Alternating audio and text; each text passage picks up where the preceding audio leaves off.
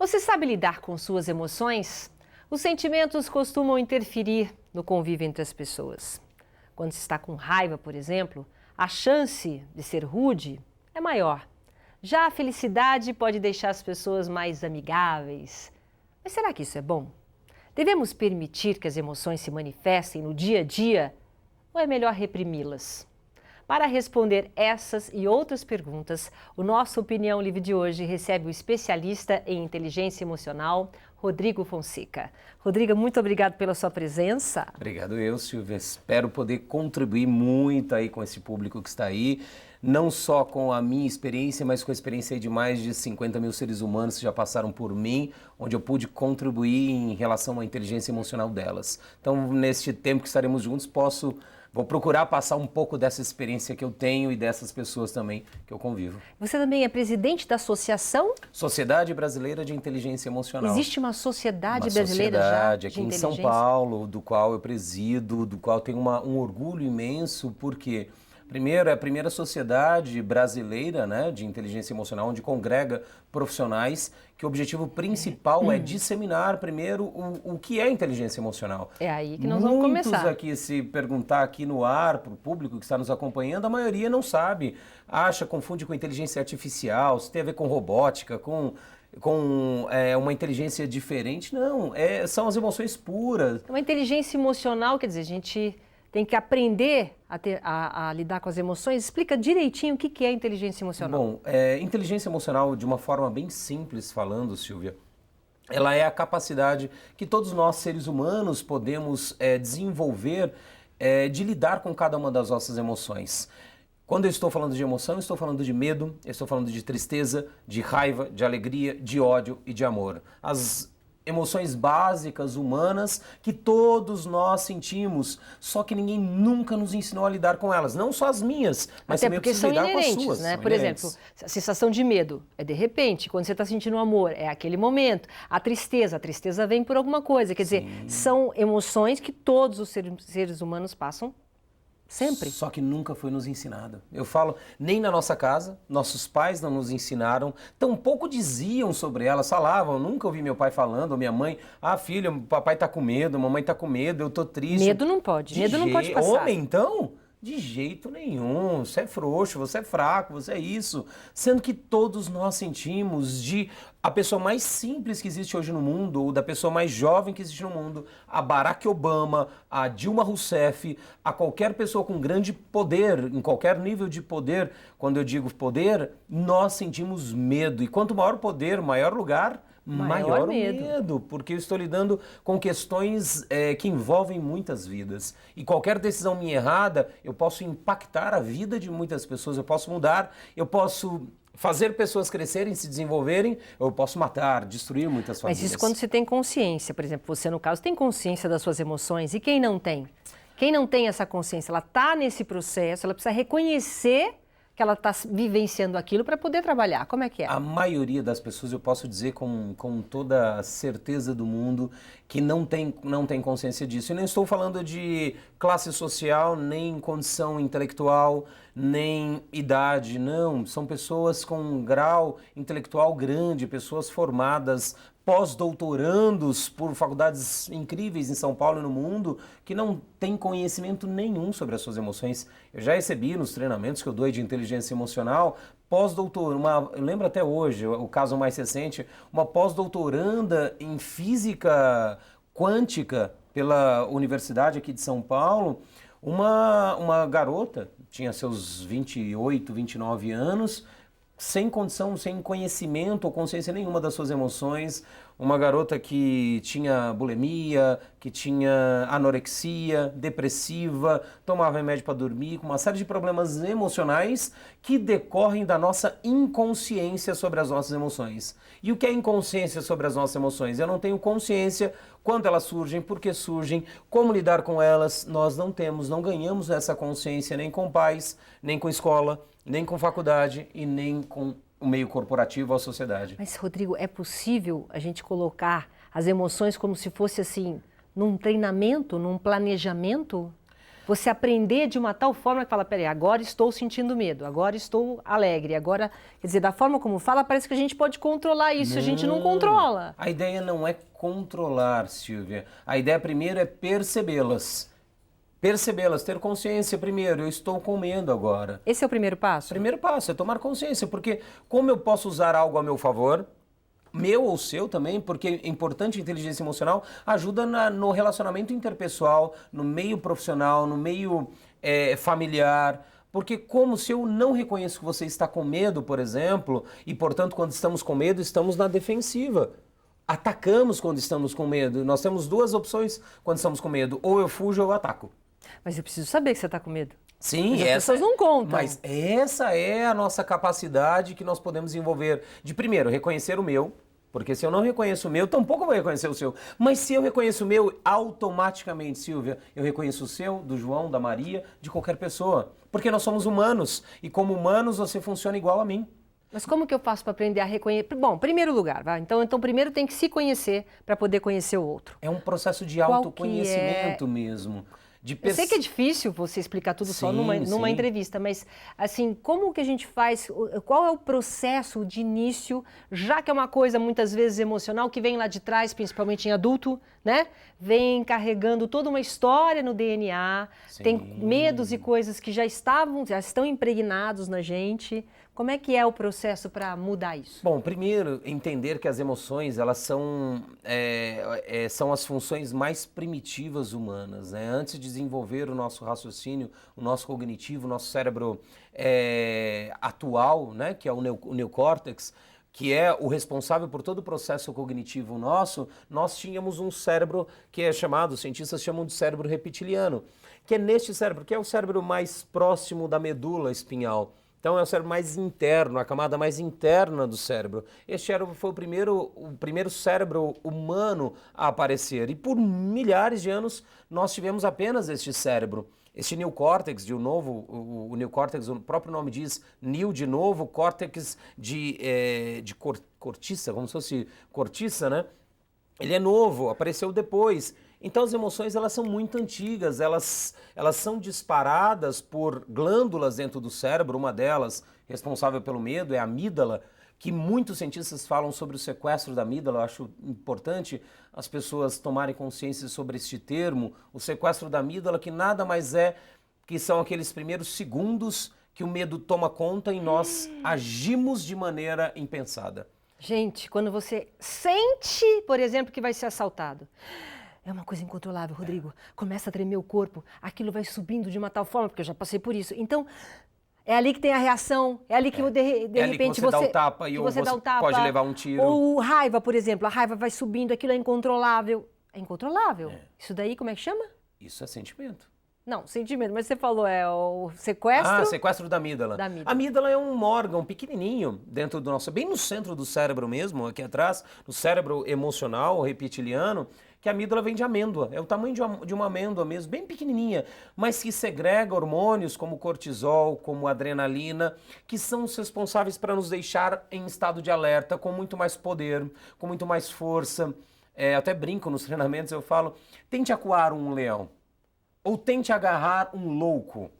O louco está com medo o tempo inteiro. O doente mental, ele está com medo o tempo inteiro. Tenta agarrar um louco. Minha mãe trabalhou em psiquiatria há 25 anos. Eu acompanhava isso ali no HC, no Hospital das Clínicas de São Paulo. Eu acompanhava, precisava de 5 homens para segurar uma mulher, fininha.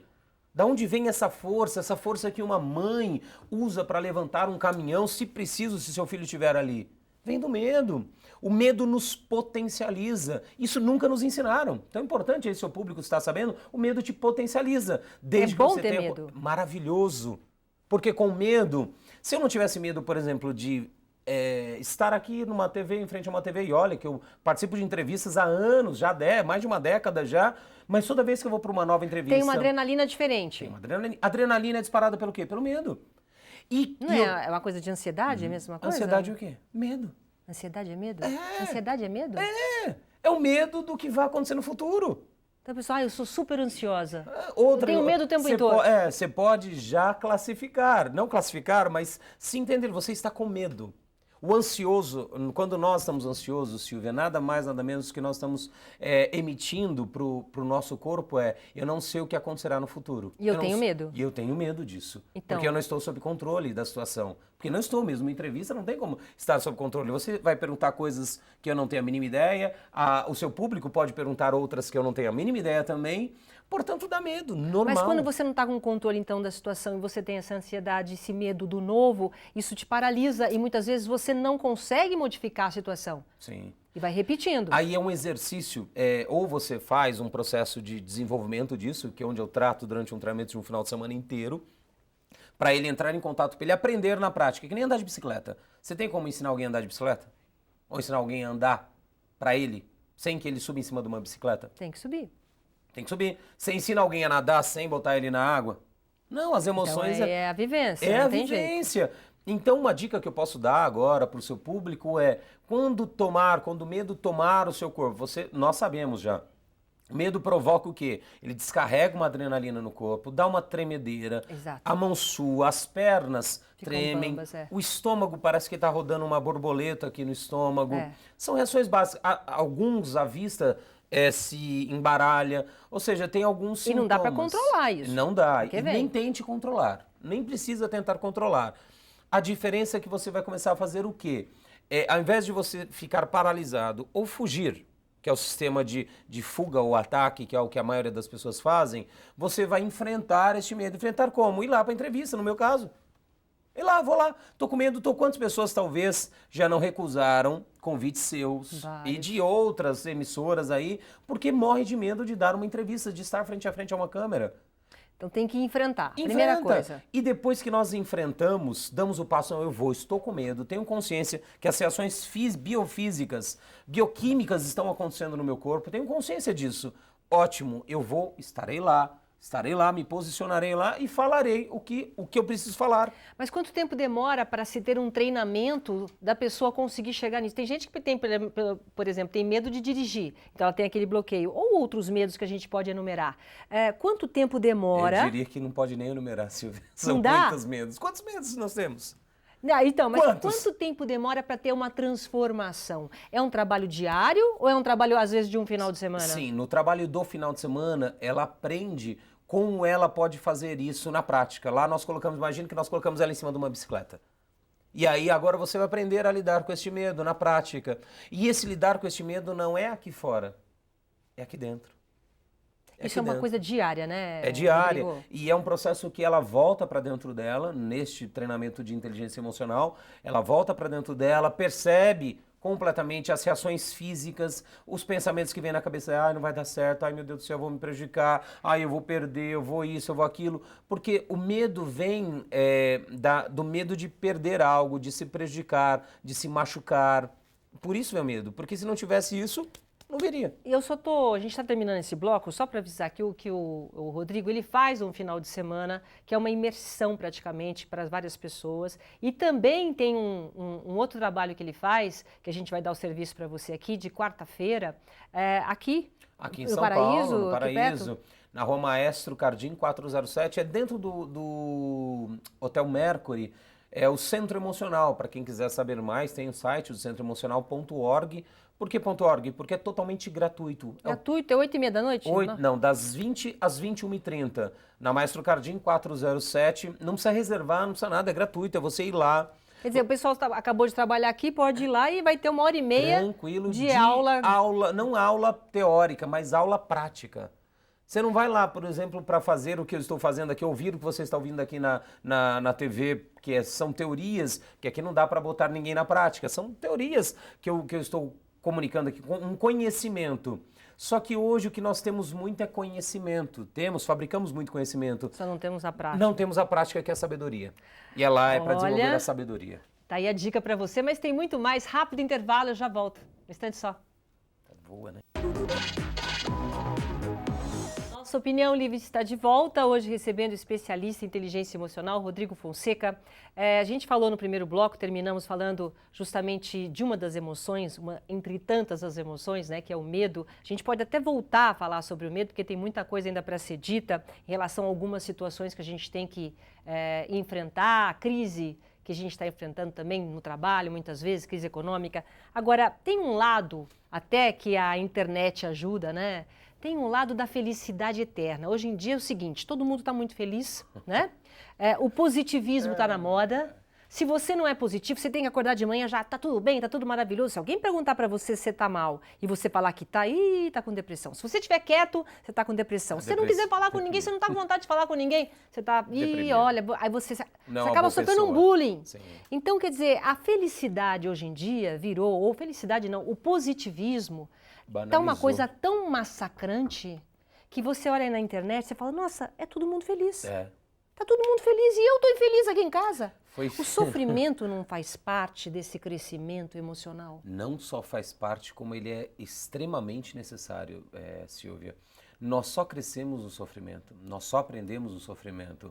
No amor, na felicidade, nós curtimos. Nós aproveitamos a vida, super bacana, é um sentimento legal, mas nós não aprendemos, nós não evoluímos, nós não crescemos em nenhum aspecto. Nem como pai, mãe, como marido e mulher, como profissional. Você cresce na pressão, você cresce na panela de pressão no fogo. Isso é comprovado em todos os seus estudos. Cientificamente, não só estudo, com prática. No pain, no gain. No pain, no gain, não tem jeito. Se tiver dor, não chega lá. Não tem ganho. Os próprios grandes profissionais, atletas, podem nos demonstrar isso muito. Cara, conversa com qualquer atleta de ponta, qualquer grande atleta, todas as dores que ele teve que passar para chegar a ser quem ele é. O primeiro do tênis, o primeiro do basquete, o primeiro do futebol. Cara, foi horas e horas de treino, de dor, de contusão, de suor, de treinamento, de abandonar momentos com amigos, barzinho, abrir noitada. Abrir mão de muita coisa. Abrir mão de muita coisa. Ou seja, isso é uma dor também, é um sofrimento.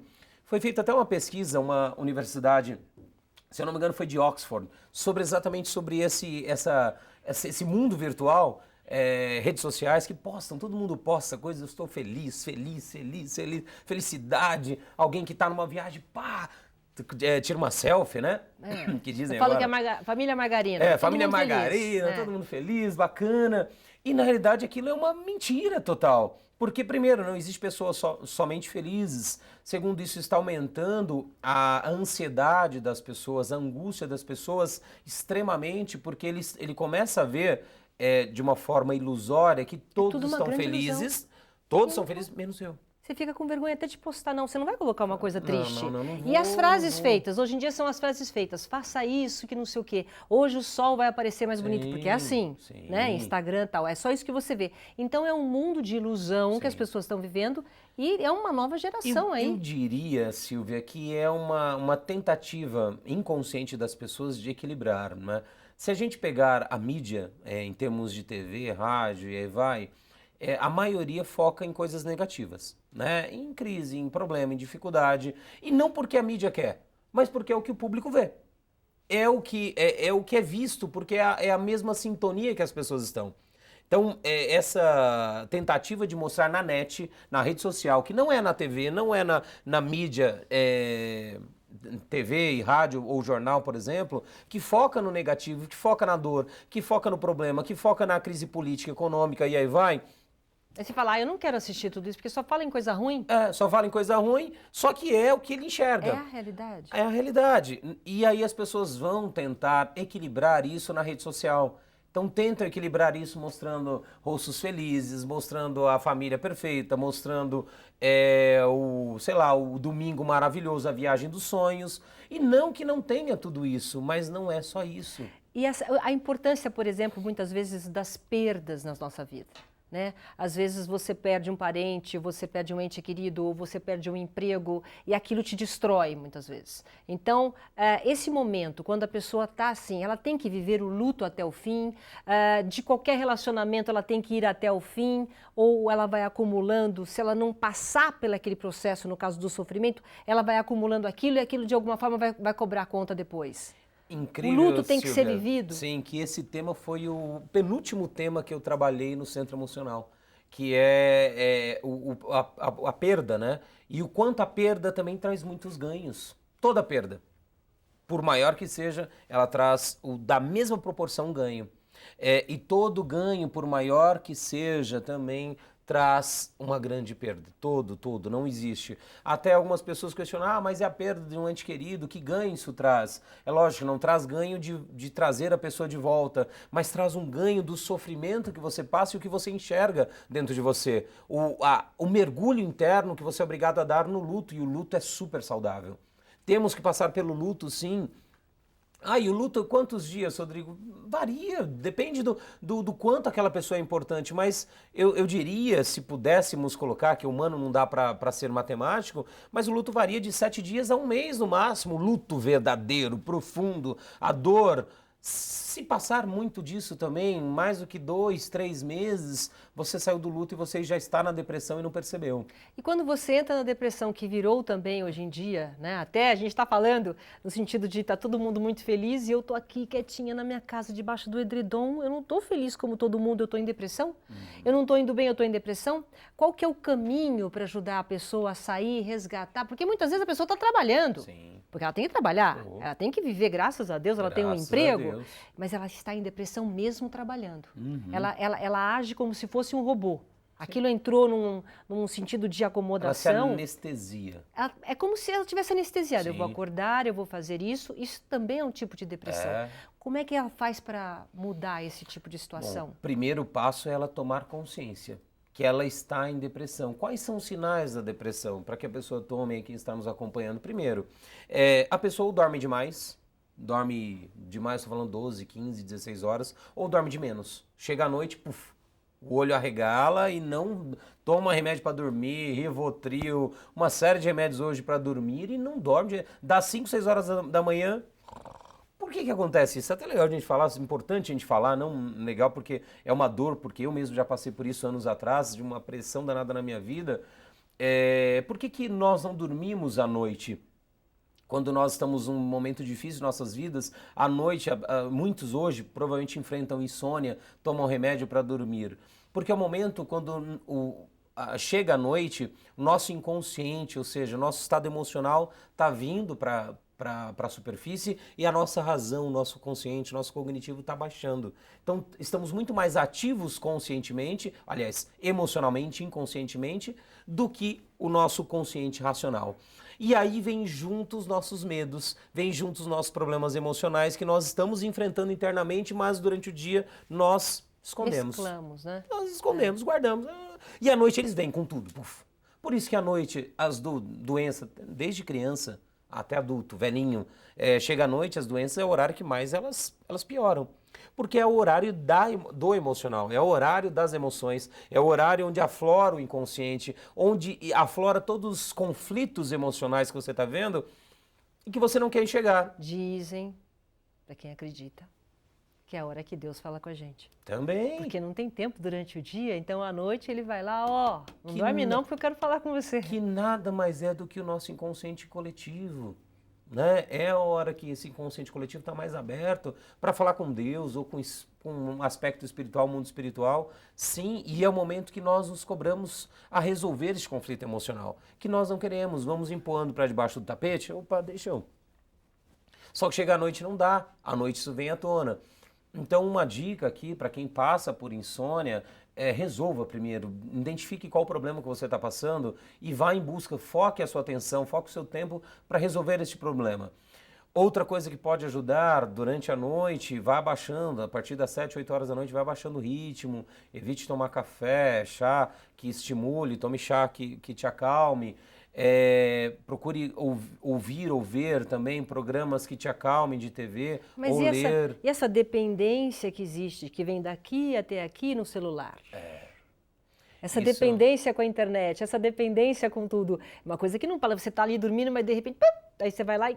Quer dizer, tem uma falta aí de diálogo, uma coisa que está mudando também o estilo de papo e de conversa e de troca. Essa troca que nós estamos fazendo aqui não existe. Se você ficar no seu celular, eu vou ficar no meu. Na verdade, hoje nós botamos a culpa no celular. Mas não é o celular, Silvia. Não é. Hoje é o celular.